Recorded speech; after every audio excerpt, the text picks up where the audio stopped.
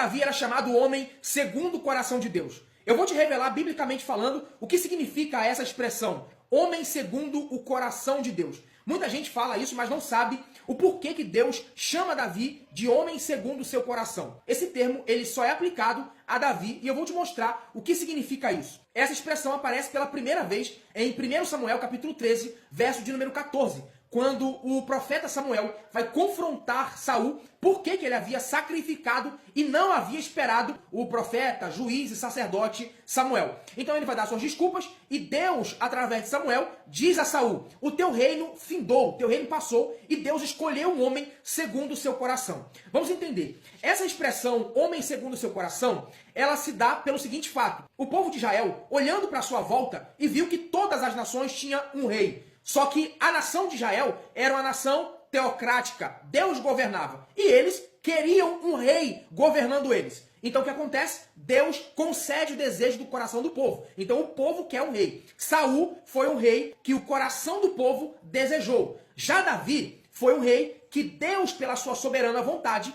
escolheu para Israel. Não é que Davi era perfeito, mas Davi foi a escolha de Deus para Israel. Então essa expressão, segundo o meu coração, significa exatamente isso. Significa alguém que foi escolhido pela soberana vontade de Deus para liderar a nação de Israel. Você percebe também claramente as características de Davi e de Saul. Claro que Davi era um homem diferenciado. Davi, ele assumiu seus erros. Você percebe que quando ele comete o pecado, deitando-se com Betseba e mandando matar o seu esposo Urias, que estava na guerra, ele, quando foi confrontado pelo profeta Natã, ele se ajoelha e diz, contra ti somente pequei. Ele não colocou a culpa em Betseba, ele não colocou a culpa em ninguém, ele assume a culpa. Quando Davi estava amargurado, estava triste, ele simplesmente pedia socorro a Deus porque ele reconhecia a sua miserabilidade. Davi era um homem que tinha capacidade de enfrentar Golias, mas também ele tinha o seu coração quebrantado para entender que ele deveria perdoar Saul. E da mesma forma ele tinha humildade para ouvir o que o profeta Samuel dizia e se arrepender dos seus pecados. Então Davi era um homem diferenciado. Então essa expressão, ser um homem segundo o coração de Deus, significa o homem a quem Deus escolheu. Foi Deus quem escolheu Davi e foi o povo que escolheu Saul. Então é isso que significa essa expressão, o homem segundo o coração de Deus.